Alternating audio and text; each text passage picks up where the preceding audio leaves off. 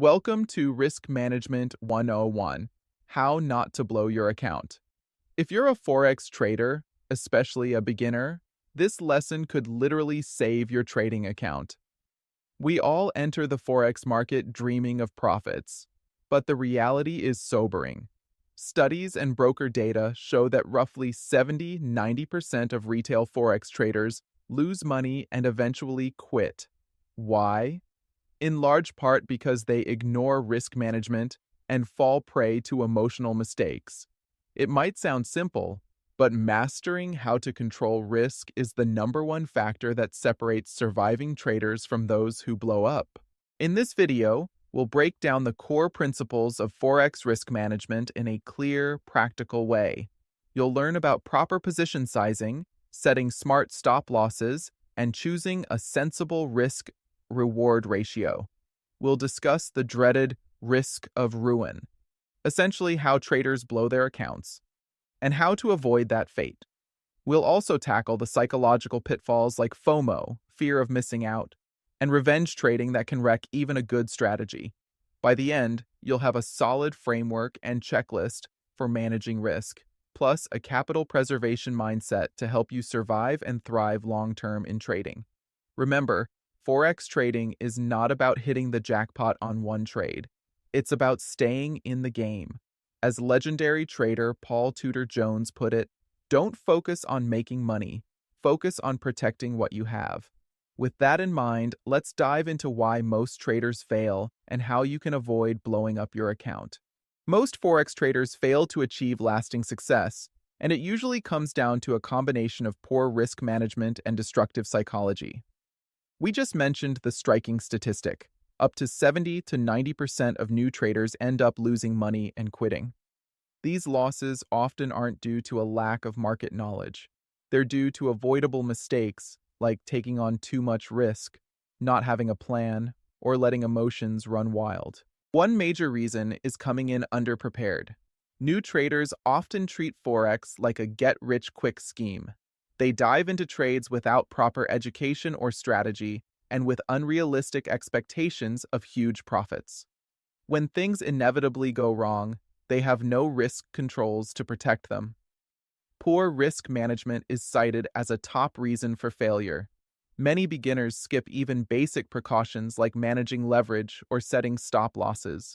They might get away with a few lucky wins, but as the IronFX Trading Academy notes, one big loss can wipe out most of what you've worked for.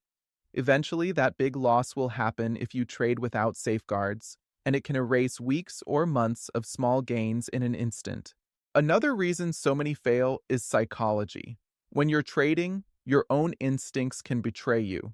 For example, after a couple of wins, a new trader might become overconfident and double their position size, only to crash on the next trade.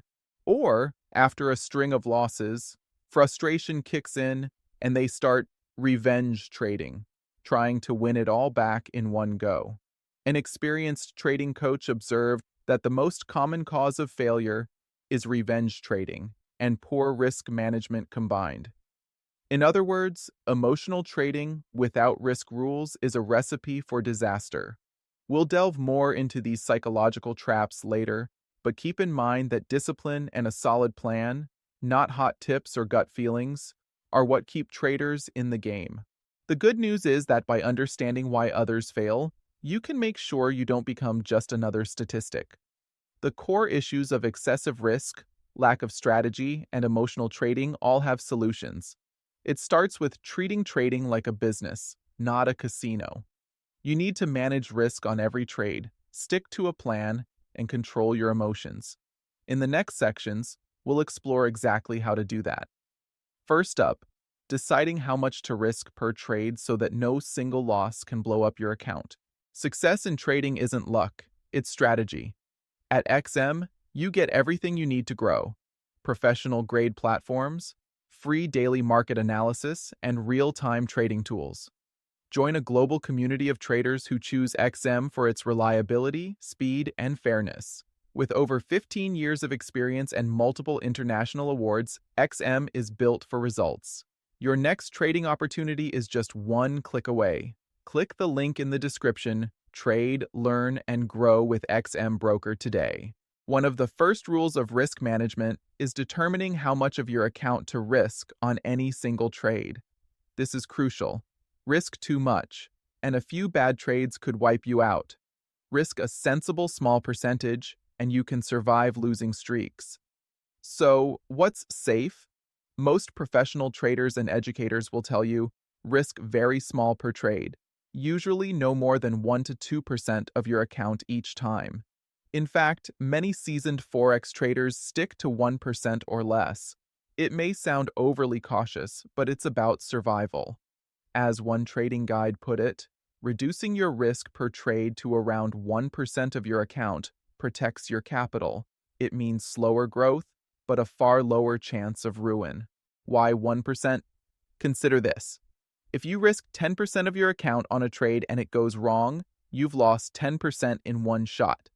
Do that a few times in a row and you're in deep trouble. And losing streaks do happen. Even a decent strategy can hit 5 losses in a row. At 10% risk each, that could mean a over 50% drawdown, which is extremely hard to come back from. If your account drops 50%, you need a 100% gain just to recover to break even. On the other hand, if you risk only 1% per trade, 5 losses in a row is about a 5% drawdown. Unpleasant, but absolutely recoverable with proper strategy and mindset. Real-world data backs up the 1% rule. In an analysis of thousands of failed trades and blown accounts, oversized position risk was the #1 account killer. On average, traders who blew up were risking 8 to 15% of their account per trade, often starting at a reasonable 2%, but then betting 10% plus on later trades out of greed or desperation. With such large bets, it only took a few losses to destroy them. Many of those accounts went from funded to busted in a matter of weeks. The fix was simple in hindsight. Never risk more than 1% per trade, ever. By sticking to 1% or lower, you ensure no single bad trade can sink you. Even a disastrous day or week won't put you out of the game. So, as a guideline, keep your per-trade risk very low. 1% is a great starting point for most. If you're very risk-averse or still learning, even 0.5% is fine. If you're more experienced and consistently profitable, you might edge up to 2% on the most high-confidence setups. But be cautious. Remember that small, consistent risk is how you stay in business as a trader. It might not feel exciting to risk just a tiny slice of your account on a trade, but blowing up your account is really unexciting and, unfortunately, permanent. In the next part, we'll see how to actually calculate your position size to enforce that 1% risk rule on every trade. Once you've decided to risk only a small percentage of your account per trade, say 1%, you need to size your positions so that this risk limit is honored. This is where a little simple math comes in, but don't worry, it's straightforward. The goal is to figure out how large a trade, lot size you can take such that if your stop loss is hit, you only lose that 1% of your account. The basic position sizing formula for Forex trading is, this gives you the value per pip to risk, which you can convert to lot size. Let's break it down with an example for clarity. Account balance, $10,000, for example. Risk percent, 1% of account per trade. 1% of $10,000 is $100. This $100 is the max you're willing to lose on the trade, your account risk. Stop loss, suppose for this trade you plan a 50 pip stop loss. The difference between your entry price and your stop price is 50 pips. Using the formula, position size, $100 risk, 50 pips, 2s per pip. In other words, you should trade an amount that equals $2 gain or loss for each pip of price movement. In terms of lot size, $2 per pip is equal to 0.2 lots on most USD-based pairs, since a standard 1.0 lot is $10 per pip on pairs like EUR USD. So, you would enter a 0.2 lot position. If the trade hits your 50 pip stop loss, you lose 50 pips and 2 pip or actually $100. which is 1% of your account, exactly what you intended. By calculating position size before you enter the trade, you ensure that you're consistently limiting risk. Never just arbitrarily buy a certain number of lots without doing this math. Always tailor your lot size to the stop distance and your risk limit. Modern trading platforms and many online calculators can do this for you instantly. You input your account size, risk percent, and stop pips, and they output the lot size. The key is that position sizing should be a deliberate, mechanical step for every trade. This way, whether your stop loss is 20 pips or 100 pips away, your dollar risk stays controlled. Professional traders live by this. They know exactly how much they'll lose if the trade fails, and they size positions such that that loss is acceptable, e.g. 1% of capital. Adopting this habit will make you a far more disciplined trader and prevent those position sizing disasters that account for so many blown accounts. Let's talk about stop losses, your lifeline in trading. A stop loss order is essentially a preset exit that closes your trade if price moves against you to a certain point. It's a non-negotiable tool for risk management. Using a stop loss caps your risk on a trade by defining the maximum you'll lose if the market goes the wrong way. In Forex or any market, things can change fast. If you don't have a stop in place, a sudden drop or spike could take out a huge chunk of your account before you can manually react. So the first rule is simple. Always use a stop loss on every trade. No exceptions. Trading without a stop is like driving without brakes. It's only a matter of time before you crash. It's alarming how many beginners ignore this. They'll enter a trade with no stop, telling themselves, I'll exit it manually, or worse, it'll come back if it goes down, I'll just wait. That it'll come back mentality is extremely dangerous. In fact, lack of a stop loss, or moving a stop further away, was identified as a factor in about 31% of account blowups in one study. Traders would stubbornly hold losing positions, refusing to cut the loss until it ballooned out of control. By the time they finally closed those trades, the average loss was 25 to 40% of the entire account, effectively one trade nearly blowing up the account. Think about that. One bad trade without a stop could cost you a third of your account or more. You never want to be in that position. The solution is clear from those same stats. Set a stop before entering, and never move it farther out while in the trade. Your stop loss should be your line in the sand. If price hits it, you take the controlled loss and preserve the rest of your capital for the next trade. Now, how do you set stops smartly? The key is to place your stop at a logical level based on the market, not an arbitrary number of pips. A smart stop is one that protects you if the trade is truly wrong, but also isn't so tight that you get knocked out by normal market noise. Here are a few tips. Use technical levels. Identify a price level that, if reached, would mean your trade thesis is invalid. For example, if you're going long, buying a currency because you expect it to rise from a support level, you might place your stop just below that support. If price breaks below it, your idea was likely wrong, so you exit. Similarly, you can use recent swing highs, lows, or trendline breaks as stop reference points. Consider volatility. Different pairs and market conditions have different volatility. A 20 pip stop might be fine for EUR/BAT USD in a calm session, but far too tight for a volatile GBP JPY move or a news event. Many traders use the ATR, average true range indicator, which measures average volatility, to set stops. For instance, you might set your stop about 1x or 2x ATR away from entry, so it's outside the day-to-day noise range. The idea is to give the trade room to move, while still defining a clear exit if the move goes too far. Don't set and forget entirely. While you should never widen your stop, you can adjust stops in your favor as the trade moves your way. This is called trailing stops or moving to break-even. That said, avoid micromanaging. Set the initial stop logically, and only move it to lock in profit or reduce risk once the market has convincingly moved in your favor.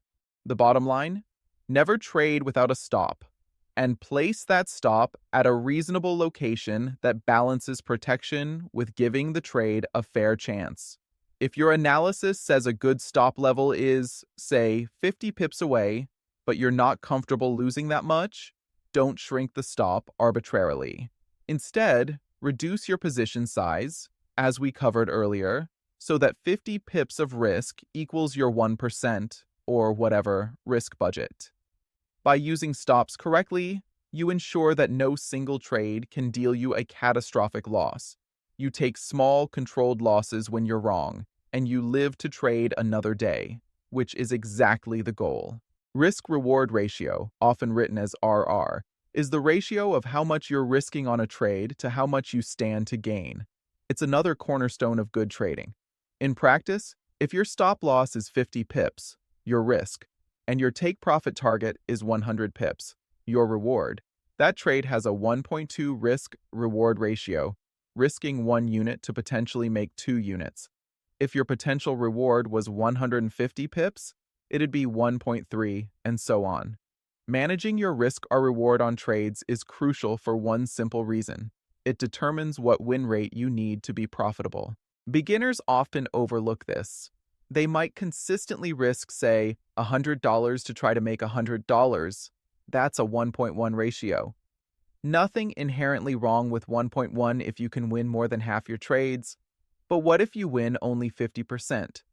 With a 1.1 ratio, a 50% win rate means you'll roughly break even, actually slightly worse after transaction costs. If your win rate dips below 50%, you'll lose money over time.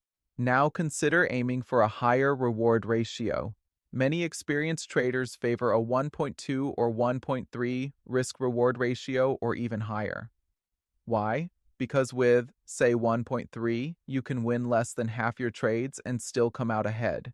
In fact, at 1.3, you could win only 30-35% of the time and potentially still be profitable over the long run. You have a cushion for error because your winners are much larger than your losers. So, what should you aim for? The ideal risk or reward can vary by strategy and market, but a commonly recommended benchmark is at least 1.2, with 1.3 being a favored target for many trades. In simple terms, that means you should be looking to make 2 to 3 times what you risk.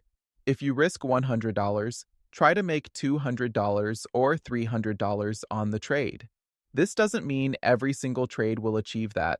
Sometimes you'll take a quicker profit or cut a trade early, but your planned trades should generally have significantly higher upside than downside.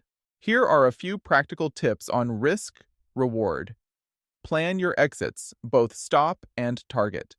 Before you enter a trade, identify not just your stop loss, risk, but also a realistic profit target. Ensure the potential reward justifies the risk. If a trade setup only offers maybe 30 pips upside and requires a 30 pip stop, that's 1.1. Probably not worth it. Look for scenarios where you can logically target, say, 60 or 90 pips gain with that 30 pip stop, 2.1 or 3.1. Be flexible but consistent. You don't have to rigidly demand exactly 1.3 on every trade if the market isn't offering it. But make sure your average reward to risk stays healthy. For instance, maybe your trades vary, some 2-1, some 4-1, etc. But overall, you're not consistently taking 1-1 or worse. Avoid habits like moving your take profit closer out of impatience, cutting wins short, or letting losses run, which actually flips the ratio to something terrible like risking 3 to maybe make 1, a fast track to losing. Understand expectancy.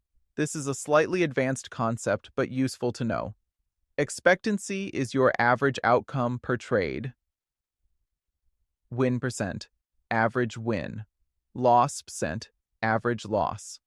Managing risk-reward is one of the 2 levers, the other is win rate, that determine expectancy. If you can keep your winners larger than your losers on average, you don't need to be right all the time to make money. This is how many professional traders operate.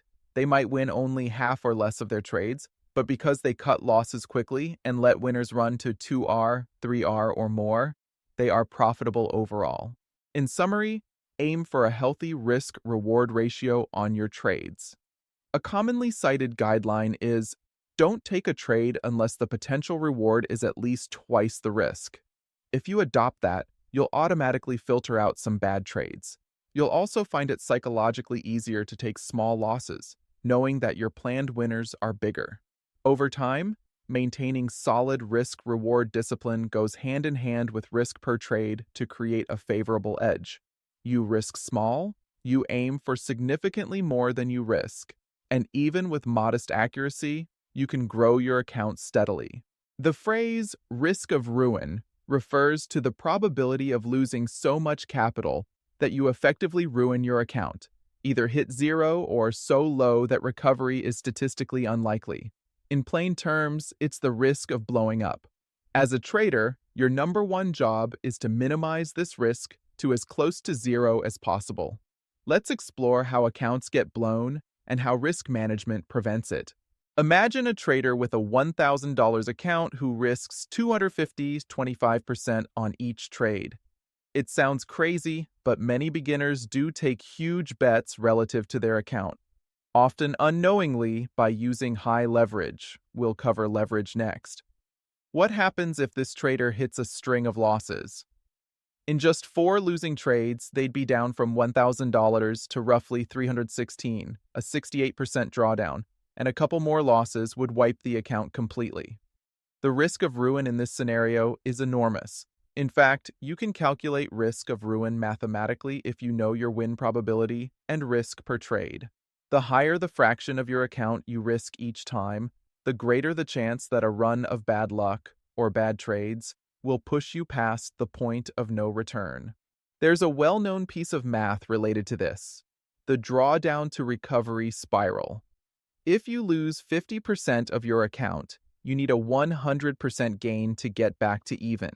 If you lose 75%, you need a 400% gain to recover. The more you lose, the harder it becomes to climb back up. That's why large losses are to be avoided at all costs. Most traders who suffer a 50%, 60%, 70% drawdown never recover. Either the task is too hard or psychologically they give up. So the goal is never to let your account drop that far. And how do you prevent that? By controlling each trade's risk and avoiding the compounding effect of big consecutive losses. Let's consider a concrete example from a risk of ruin analysis. Suppose you decide you'll quit trading if your account loses $30,000, your personal ruin threshold. One study compared 2 approaches, risking $5,000 per trade versus $1,000 per trade. Risking $5,000 per trade gave about a 13% risk of ruin, meaning there's a significant chance you'd hit that $30,000 loss at some point. Risking only $1,000 per trade, the risk of ruin plummeted to virtually 0.0005%. This dramatic difference illustrates the trade-off between attack and defense in trading. Higher risk per trade can grow the account faster if things go well, but it also massively increases the chance of a total blow-up. Lowering your risk per trade, and/or having a higher capital base, makes the probability of ruin negligible at the cost of slower growth, which is a worthwhile trade in order to survive. Another perspective, consecutive losses. Even a good strategy can hit, say, 10 losses in a row in a bad stretch. If you risk 1% per trade, 10 losses is about a 10% drawdown. Painful, but absolutely something you can come back from with a few winners. If you risk 5% per trade, 10 straight losses is a 40% drawdown. You've got a serious hole to climb out of. At 10% risk per trade, 10 losses is almost complete ruin, 65% down. The harsh truth is that long losing streaks will happen eventually, and if your risk is too high when they do, your account may never recover. The takeaway here is straightforward. Keep your risk per trade low and be consistent with it. This, combined with a decent strategy, makes your risk of ruin almost zero. Also, set some circuit breakers for yourself. For example, If you lose a certain amount, say 10% or 20% of your account, step back and stop trading to reassess. Don't keep going until you blow everything. Many smart traders have a rule like, if I draw down 10%, I'll reduce my position sizes by half until I get back up. Or, if I draw down 20%, I'll pause trading and review my strategy. These personal stop losses on your account help ensure you don't spiral into ruin. In summary, risk of ruin is something you want to drive as close to zero as possible. By capping your risk per trade, 1 to 2%, using stop losses and sticking to sound risk-reward tactics, you greatly reduce the odds of a total blow-up. Trading is a long game. Your number one goal is to stay in the game. If you protect your downside, the upside will take care of itself over time. Forex trading is often associated with high leverage, and leverage is a double-edged sword. Leverage allows you to control a large position with a relatively small amount of capital, margin. For example, 50.1 leverage means with $1,000 margin, you can control $50,000 worth of currency. It's enticing because it can amplify your gains and your losses. Used wisely, leverage is a useful tool. Used recklessly, it's the fastest way to blow your account to smithereens. Let's understand the danger with a vivid example. Imagine you have $1,000 in your account and your broker offers 100.1 leverage. This means you could open a position as large as $100,000, though you absolutely shouldn't max out like that. At 100.1, even a tiny market move has a huge effect on your account. A 1% adverse move against that $100,000 position is a $1,000 loss, which would completely wipe out your $1,000 account. In other words, a 1% move against you with 100.1 leverage, kiss your capital goodbye. This might sound extreme, but many novice Forex traders unknowingly take on similar risk by using very high leverage on most of their account. They'll see that they can trade multiple standard lots with a small account and think of the potential profit. But one sudden market sneeze in the wrong direction can carve their account into confetti. In fact, overleveraging is a common cause of account blowups. One analysis of failed Forex accounts found that about 24% of them blew up due to overleveraging. Traders were using 100.1 or more leverage on nearly their entire account. So, one wrong move, checker game over.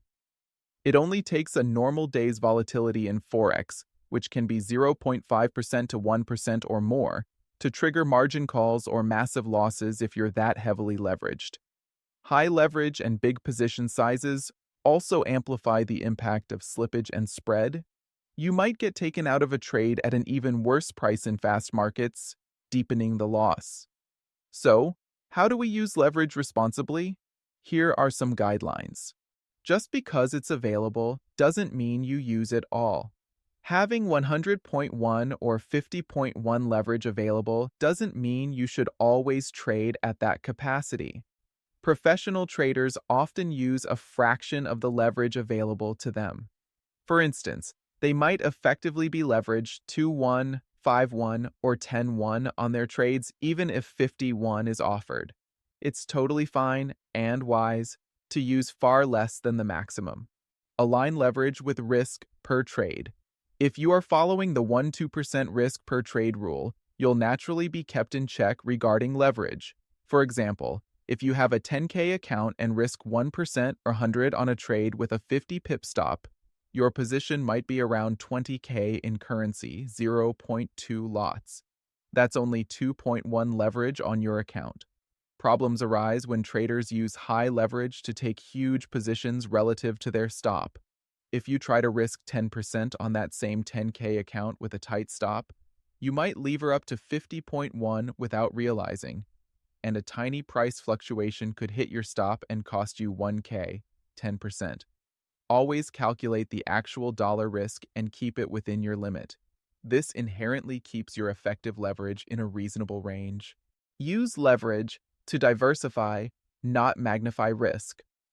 One sensible use of leverage is to allow you to trade multiple positions or markets without needing a huge cash balance. but still managing each trade's risk. For example, with 10-to-1 leverage, you might hold a few Forex trades concurrently, each risking 1% of your account, and your margin usage might be, say, 20 to 30% of your account. You're using leverage to be in several opportunities at once, but you're not betting the farm on anyone. What's dangerous is using leverage to overbet on one trade. Be aware of margin calls and stop-outs. If you do over-leverage, your broker will usually give you a margin call or automatically close positions if your equity falls below a certain threshold. This often locks in the worst possible loss. Your positions get liquidated at the worst time. To avoid ever getting a margin call, never come close to using all your available margin. Keep plenty of free margin as a buffer. If you find your free margin is low, you're likely oversized on trades.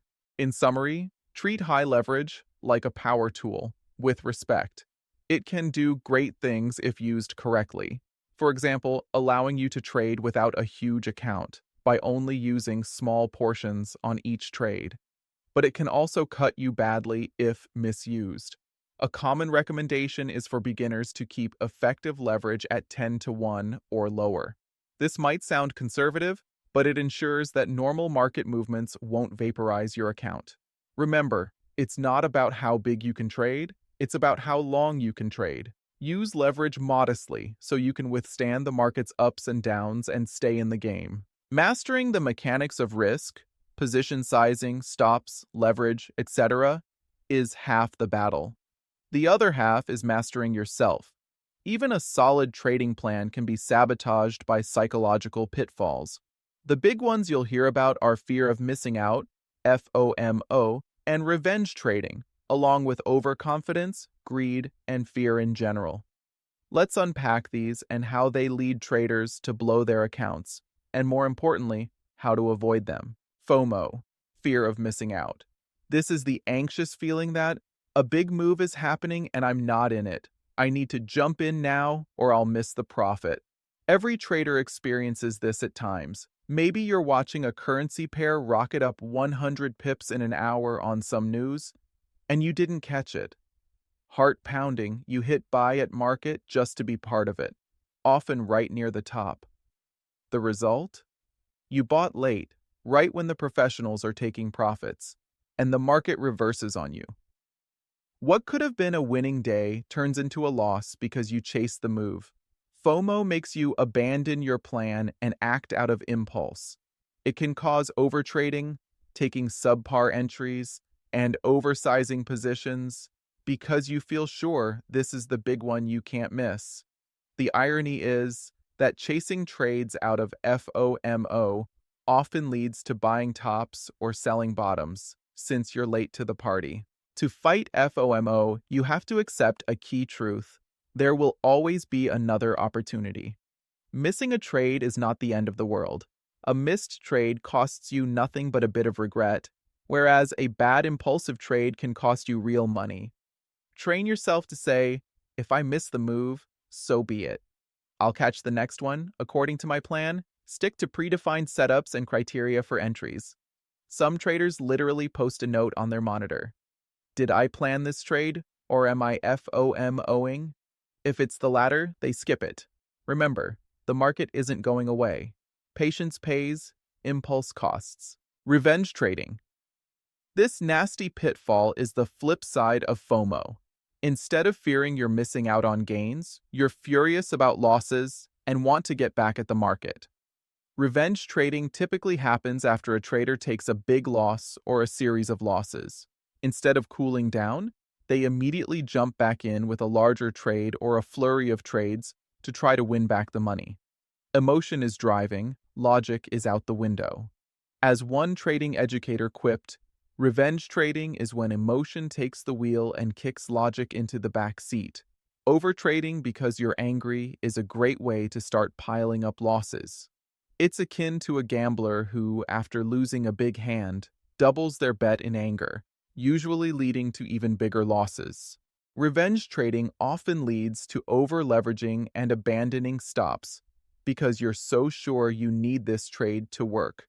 For example, A trader might lose 3% of their account, get upset, and then risk 10% on the very next trade, trying to recover it in one shot. This is exactly how accounts get blown in days. In the earlier analysis we cited, traders who did this lose 3%, then bet 10% to get it back, often destroyed their accounts within 1 to 3 days. It's the fast track to ruin. The market doesn't owe you anything, and taking reckless trades out of frustration only digs the hole deeper. How to avoid revenge trading?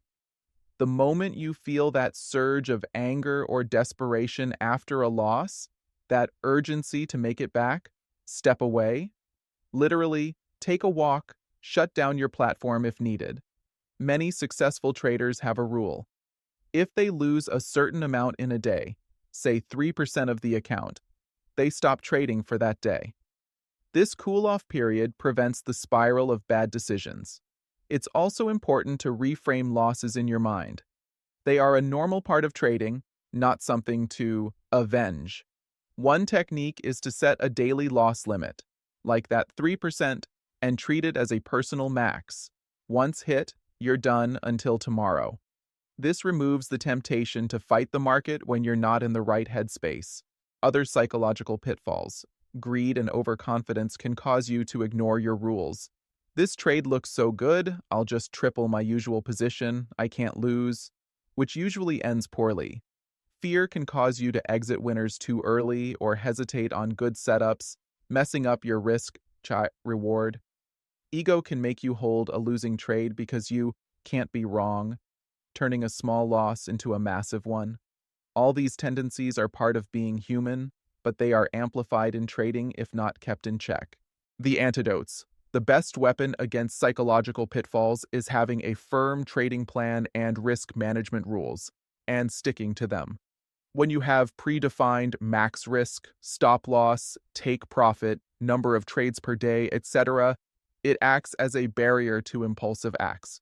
For instance, having a rule like, I do not move my stop loss, will stop you from the common impulse to widen a stop when you can't bear taking the loss, only to have a bigger loss later. Maintaining a trading journal can also help. Write down when you felt FOMO or anger and note what you did. Over time, you'll see patterns and can work on breaking them. A helpful mindset is to focus on execution, not money. Think in terms of percentages or pips risked, not dollars, during the trade. It can remove some of the emotional sting. Remind yourself that one trade or one day does not define your success. It's the long term that matters. As the saying goes, the goal is to trade well, not trade often. Quality over quantity. To wrap up the psychology section, be aware of your emotional triggers. FOMO and revenge are big ones that can wreck accounts if unchecked. Put rules in place, like daily loss limits, mandatory breaks, checklist before entries, to prevent knee-jerk trading. And always remember, preserving your mental capital is just as important as preserving your financial capital. A clear, disciplined mind leads to better decision-making, which leads to better trading results. By now, we've covered many individual elements of risk management: risk per trade, stops, leverage, psychology. Now let's bring it all together into a cohesive risk management plan. Think of this as your personal safety checklist every time you trade. Having a plan is crucial. It's what keeps you accountable and consistent. The best traders operate with a well-defined risk management framework, almost like an airplane pilot going through a pre-flight checklist. Let's outline what a solid risk management plan should include. First, it helps to set some overall rules or limits for yourself. For example, one experienced Forex trader uses what he calls the 1-3-6 rule.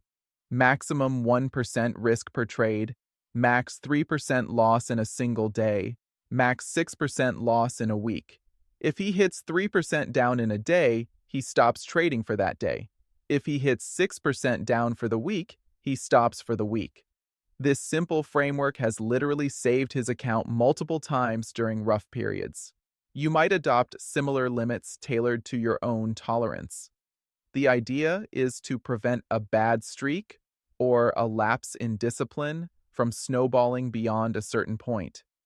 Every trader's plan can vary, but here are key components you should consider, including maximum risk per trade. Define your risk per trade as a fixed percentage of your account, e.g. 1% or 2%.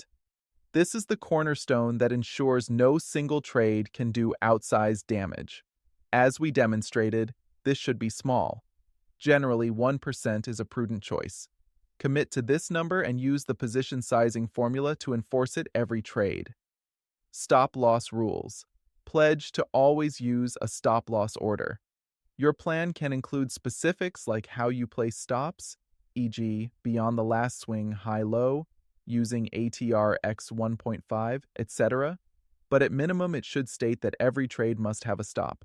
Also include the rule that you will not move your stop further against you.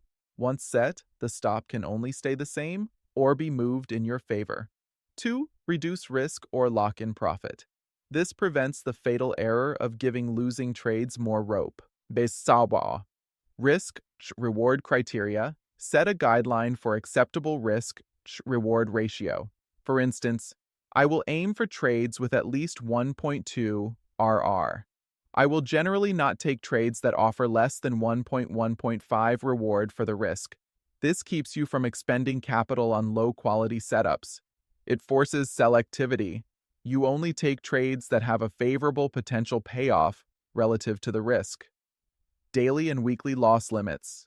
Determine a daily loss cap and a weekly loss cap for yourself. This could be a percent of your account or a fixed amount. As mentioned, 3% day and 6% week are common choices, but choose what fits your style. The key is, if you hit that limit, you stop trading for that period. This rule protects you from the revenge trading spiral and from trading when you're clearly not in sync with the market. It's like a circuit breaker to save you from yourself. Maximum leverage or position limits. Specify a maximum leverage you will use or a maximum position size relative to account. For example, you might say, I will not use more than 10.1 effective leverage on any trade, or no single position will account for more than 20% of my margin. If you're in multiple positions, you might set a rule for total exposure, e.g., never risk more than 5 to 6% total across all open trades, especially if they are correlated pairs. This ensures you don't accidentally double up risk by taking similar trades on, say, EUR USD and GBP USD at the same time. Limit on number of trades. Overtrading. Incorporate something to prevent overtrading, which often goes hand in hand with emotion. For instance, maximum of 3 trades per day, or, after 2 consecutive losses, step back and reassess before trading again. Having a cap on trades or a pause rule helps keep you from going on tilt when things aren't working. Pre-trade checklist. It's good to have a brief checklist you run through before each trade to enforce discipline. This could be part of your plan document. For example, checklist before entry. Have I calculated position size? Does this trade align with my strategy? Is the RR and size 1-2? Is there high impact news coming? Should I wait? Did I set my stop and target? Am I trading because the setup is valid, not because I'm bored or chasing? If you can answer these affirmatively, you proceed. If not, you don't. Emotional control rules. Acknowledge the psychology aspect in your plan. Write down rules like, if I feel angry or desperate after a loss, I will walk away for at least 15 minutes. Or, I will not trade when extremely tired or distracted. Or even a routine like, take 3 deep breaths before placing any trade to ensure I'm calm. It might sound trivial, but these things help reinforce that you will not trade under the influence of high emotion. Review and adaptation. Your plan should mention that you will review your trading performance and plan periodically, say monthly. That's when you analyze if your risk rules are working, if you're adhering to them, and if any tweaks are needed. Maybe you find 1% risk is comfortable, or maybe you realize 2% was a bit high and you drop it to 1%. The plan is a living document, but changes to it should be made with a cool head between trading sessions, not on the fly during a trade. Once your risk management plan is written, commit to it fully. It only works if you actually follow it. Many traders put their plan on the wall near their trading screen as a constant reminder. The plan is your rational self talking. When the markets open and adrenaline flows, that paper keeps you grounded. If you ever feel the temptation to break a rule, maybe just this once I'll skip the stop or I'll double size, I'm sure about this trade. Think of that huge percentage of traders who fail and why. It's because they didn't have or follow rules like these. In essence, a risk management plan is about building good habits and safety nets into your trading routine. It's what turns trading from gambling into a disciplined business. If you implement the elements above, you'll be far ahead of the average beginner. You'll be protecting your account from the worst-case scenarios, and that frees you up to focus on finding good trades without worry that one mistake will knock you out. Every professional trader operates with such a framework. It's part of what makes them professional. As we wrap up, let's reinforce a fundamental mindset. Preserving your capital is everything. In trading, survival comes first, profit comes second. If you prioritize staying in the game, you give yourself the chance to eventually thrive.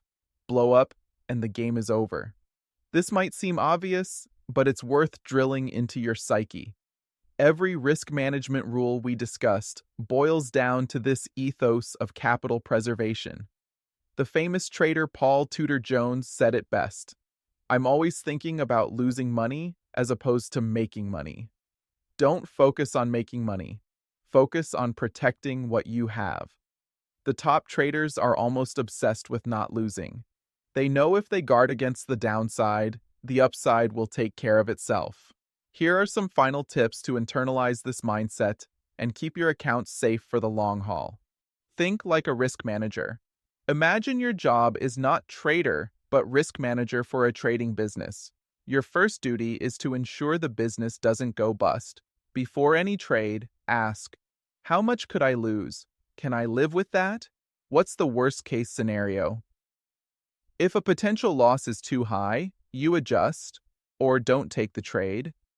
Always play defense first. As one risk principle states, if you manage the risk, the profits can come. But if you chase profits and ignore risk, the losses will surely come. No home run mentality. Avoid the temptation to swing for a grand slam trade that will make your year in one go. Those often end in catastrophic strikeouts. Consistency beats glory. It's far better to hit a bunch of singles and doubles, small wins, and occasionally a home run will happen naturally when a trend runs strong. But don't bet your whole account on one trade idea. Never risk your entire stake. That's how gamblers think, not how professionals operate. Accept losses and move on. Losing trades are normal. Even the best setups will fail sometimes. Don't take losses personally or try to immediately win them back. Treat each trade as just one of the next 1,000. This detachment helps you stick to your plan. Remember, one trade does not define you. Your edge plays out over many trades, so focus on execution and let the law of large numbers work for you. Keep learning, keep adjusting. Good risk management is an ongoing process. Markets change, your skills evolve. Make it a habit to review your trades and performance. Did you accidentally break a rule? How did that impact you? Are your risk limits comfortable? Perhaps as your account grows, you'll dial down risk in percentage terms to protect more. Always be a student of the market and of your own behavior. Preserve mental capital. Capital preservation isn't just about dollars, it's also about your mental state. Burnout or loss of confidence can be as damaging as financial loss. If you find yourself overly stressed, take a break. Trade on a demo for a while if needed. It's a marathon, not a sprint. Your goal is to be in the trading business for years, even decades, which means pacing yourself and avoiding catastrophic meltdowns emotionally as well as financially. Lastly, cultivate patience and humility. The market can and will surprise you. By respecting its power and focusing on playing great defense, you actually set yourself up to win in the long run. It might not be as exhilarating as gambling big and occasionally hitting a jackpot, but it's a whole lot more rewarding to steadily grow an account without major setbacks. In closing, remember this core message. Your first job is to protect your account. Every successful trader I know lives by this. If you implement the risk management principles and mindset we discussed, you'll greatly increase your odds of joining the minority of traders who not only survive but eventually prosper. The difference between blowing up and breaking through often comes down to disciplined risk management. So take it seriously, your trading future depends on it. Trade safe, stay disciplined, and always live to trade another day. Good luck out there, and happy trading.